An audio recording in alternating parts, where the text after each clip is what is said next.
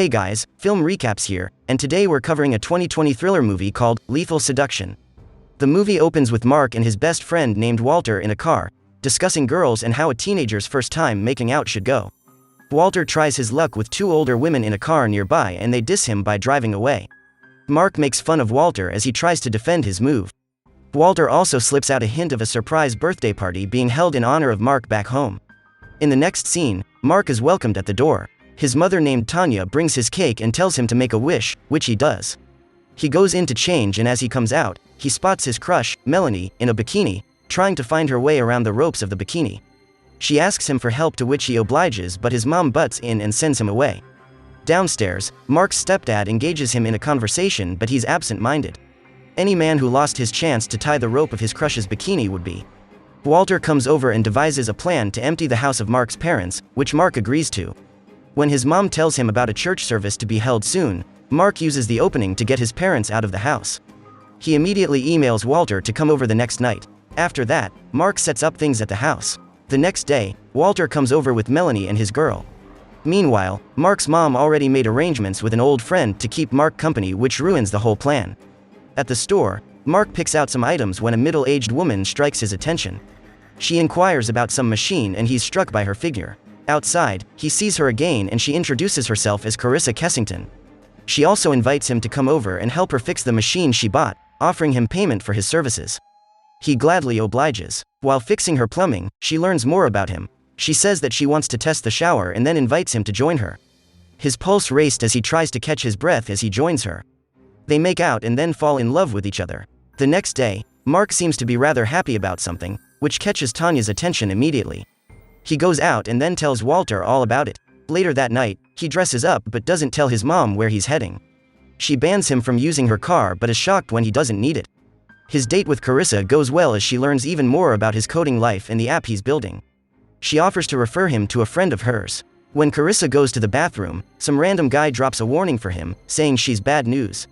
The next morning, his mother sits him down to talk about his undisciplined movements the night before but he doesn't seem remorseful.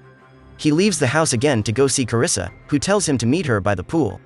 He is amazed at the size of her house and learns that she's a widow. He rubs some cream on her and they make out. Later on, Mark's movements become more suspicious, which leads his mom to go through his phone while cleaning his laundry. She finds out about Carissa. She sends her a message through Mark's phone to come over for dinner. That evening, Carissa shows up to Mark's surprise and meets Tanya. Dinner becomes awkward, with all parties involved passing short pleasantries around. Carissa brings up Mark's app, which Tanya knows nothing about. Carissa goes on to say that Mark could skip school and land a great career at a young age. This doesn't go down well with Tanya, who unleashes her pent-up rage on Carissa about her frivolous idea. Tanya adds that Mark is still young to make such decisions but Carissa objects. In the next scene, Tanya complains bitterly to Randy, her husband, about Carissa as she leaves, implying that she might be a bad influence on Mark. Outside of the house, Carissa tells Mark to be a man of his decisions as he apologizes to her for his mom's reaction to her. He later leaves and follows Carissa to her house. In Carissa's house, they both start to make out in the pool while Mark's hands are cuffed to the ring of the pool. Back home, his mom seems worried but feels she should give him more privacy. Along the line, she finds out some details about the death of Carissa's ex-husband. The next morning, at Carissa's house, she suggests that they spend the day at the beach. As they try to deliberate on this, Carissa's alarm bell rings, which she picks up and finds out it is Tanya who is at the door. As Carissa opens up the door for Tanya, they both get into a heated argument as Tanya demands to see Mark, to which Carissa refuses and slams the door on her, collecting the food basket Tanya brought. Inside the house, as Mark tries to take a cloth to wear, he stumbles on a gun but returns it after he admires it. Later on, Carissa talks to Mark about moving in with her, which he rejects, saying he'll be going to summer school soon. Hearing this, she cancels their beach outing for the day and tells him to go home to see his mom. After that, Walter later comes to pick him up, bothering him with questions about what he did with Carissa. Walter, in his words, feels he should have accepted her offer to move in. Back at Mark's house, Tanya still complains to Randy about Carissa, saying she's worried about Mark being under a vicious siren spell, to which Randy gets alarmed, saying it's about daughters of the Greek god and mermaid-like creatures who tempt young sailors. He then advises her to let Mark make his mistake so that he can learn from it personally, to which she objects. Later, Mark gets on a video call with Carissa and apologizes. They both then conclude to meet the next day. As this goes on, Melanie comes to visit and Tanya welcomes her and asks her if she'd like to go out for a treat. As they both go out, Carissa is seen watching them from afar off. As Melanie gets back into her car, she gets attacked by Carissa inside the car, warning her to steer clear of Mark. The next morning, Mark calls Melanie but she doesn't pick up. Tanya later goes off to see Randy, to tell him about Melanie and Mark coming back together. But he rebukes her and says that she's trying to push everyone that cares away from her as he also leaves. Meanwhile, Mark continues to call Melanie but gets no answer. He resolves to stick with Melanie and do away with Carissa. After that, Carissa visits the aquarium where Randy works, to see him about the both of them coming together. As she says this, he abruptly mutters that she's a siren and tells her to leave. In the next scene, Walter goes to see Carissa at her house to tell her about what Mark told him about his decision to break up with her. Carissa goes to pick a knife, probably to slice up a pumpkin. In the next scene, Mark has a video call with Melanie but she sounds nervous and quickly ends the call. Immediately after that, Carissa calls Mark to pitch his app to her friend at Digital Intel to make him come over to her place. When he gets there and presents the app, the man tells him his idea has already been taken up by someone else. So, instead of buying his idea, the man offers Mark a job at his company. When Mark prepares to leave, Carissa doesn't let him and says she wants them to celebrate his new job. She later tricks him to look the other way and knocks him out with a bottle. Then she strings him up and makes love to him against his will. The next morning, Tanya feels worried that Mark hasn't arrived from where he went the last night.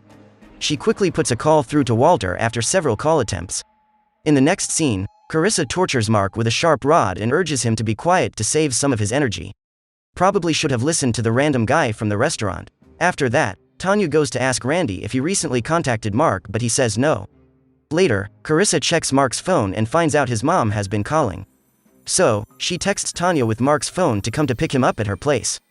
Tanya immediately goes to Carissa's house and confronts her to send her son out at once but Carissa pleads with her to have a discussion with her.